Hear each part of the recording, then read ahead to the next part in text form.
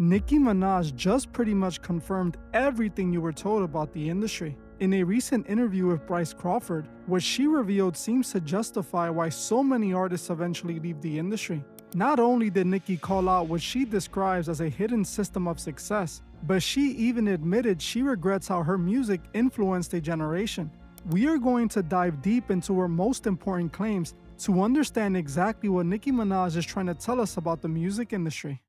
Nicki Minaj has been going through some sort of change over the last few years. I don't know if it's her maturing and finding God, or if it's just a PR strategy to rebrand herself. Either way, the Nicki Minaj of today is not the same we once saw back in the 2010s. To be honest with you, Nicki is the last celebrity I thought I would see ever going through a Christian rebrand. She completely caught me off guard this year with everything she's been doing.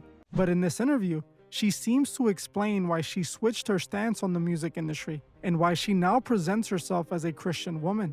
According to Nicki, it is because the music industry is a deeply corrupting place. She almost describes it as being designed to guide you away from the light, to chase after gifts in the dark. Nicki made it clear she believes the music industry is actively turning people away from God. Do you think that the music scene as a whole, just a broad statement, do you think the music scene is very demonically organized? Is there a lot of crazy stuff that happens in there? Can you kind of tell me a little bit about that? Well, it sure isn't driving people to God. It's, it definitely isn't making people want God more, because it focuses on the worship of material things. And we all play a part in it. I've played a part in it, of course. It's not healthy over time. It's not healthy mentally and for the soul.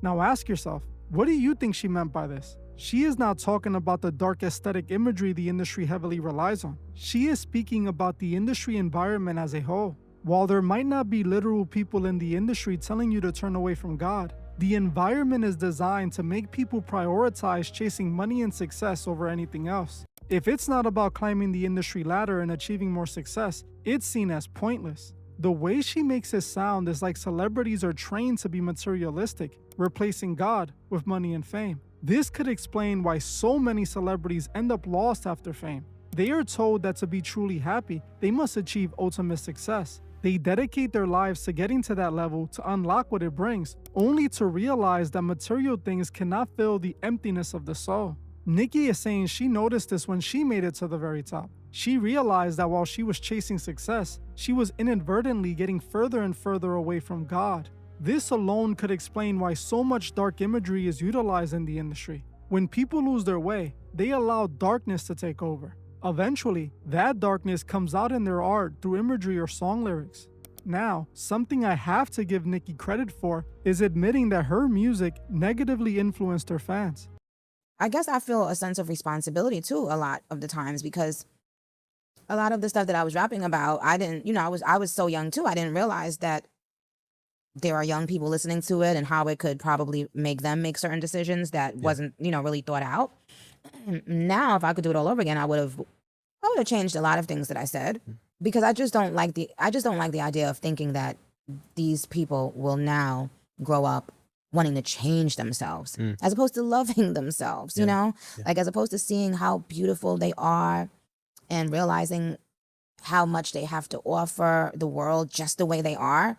That's what I think. That's what I think is very demonic about the industry as a whole, is that it makes people feel that they're never enough. And if you feel like you're never enough, how can you be happy? Yeah. During this part of the interview, she did what most artists would never do. Honestly, I was quite literally caught off guard when I heard her say that. Usually, artists deny that their music can influence fans. They always defend the music by saying it's just artistic expression and it is not designed to influence anyone, even though researchers have stated that music is highly influential. Unlike others, Nicki is not trying to remove her responsibility. She is actively admitting she believes her music did, in fact, influence her fans negatively. Essentially, Nicki is saying that her music pushed a certain culture and glorified a specific look. Constantly rapping about that lifestyle influenced her fans to adopt it for themselves. For an artist as successful and influential as Nicki Minaj, saying that out loud is truly important. She is taking accountability, and more celebrities should follow her lead. You cannot use all that fame and influence to make yourself rich, but then act like you're not influencing anyone when you get called out. Now, in the next part of the interview, Nicki answers the question everyone wants to know. Is there really a powerful organization that controls the artists in the industry? Is there an actual group of powerful people that kind of control everything? Okay, let me say, my situation is I feel like it's very personal. Like, I feel that there definitely is a group of people that have made things very difficult for me, but I don't know if, I don't know if they're Illuminati. I don't know what they are. I always was looking at it as if this was a personal issue, that one person didn't really like me and they happened to be in a powerful position, and they were able to use their influence to make people go against me. And that because, they couldn't get certain money with me, that, they wanted the money not to come to me. I never looked at it as if it was like an entire secret society against me. Yeah. But who knows? It could be. It could have been. Who knows? But however, it definitely has been spiritual. Now, what they call themselves and what they proclaim to be, only they could tell you that. Yeah.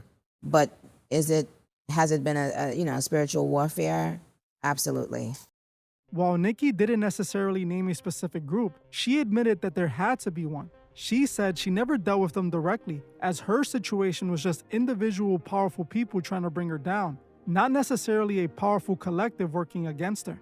Now, I found this interesting. I was left wondering if Nicki genuinely believed that, or if she was just not trying to say too much that would get her in trouble later down the line. See, while Nicki is running around calling out the industry, she is also still a part of it. She is still dropping music, going on tour, and making mainstream appearances. Maybe she does know there is a group, but it would be in her best interest to allude to them but never actually name them. Which makes total sense when you listen to what she said next. Nicki claims that some powerful individuals want to control all the artists. She said if these artists don't fall in line and choose to work with them, they purposely sabotage your career. I started realizing people are really vindictive in this industry. That if you don't, in other words, I started realizing that if you don't get money with one person or specific people, they don't want you to get money at all. Whoa. And that's when I started realizing, oh my gosh, what did I sign up for? Because I didn't know that these people would be so territorial over people, that they don't even know, that they don't have any claims to. But that's what it started feeling like. It started feeling like everyone wanted to stake their claim into human beings, like they were property. And if you didn't abide by their rules or put money in their pocket, they would actively try to stop you from making money to feed your family, from prospering in the industry that you love. Whoa. So that's when a different light bulb went off in my head. What the heck did I get into? Whoa. Okay. I got a lot of questions, because when you say that they would stop you from flourishing in general, are you saying outside of just the music industry, like they would try to stop from flourishing in every aspect? If you're in the music industry, that's the way you make money. So everything is kind of the music industry. Yeah. But yeah, it would be like if you had a disagreement with one person, instead of that person just moving on with their life and you moving on with your life, it would be like this person would call someone else so that you won't get an opportunity over there. And then that would continue happening. But not just with me. I saw it with a lot of very talented people, that they were talented and maybe one particular person or one particular group of people didn't like them.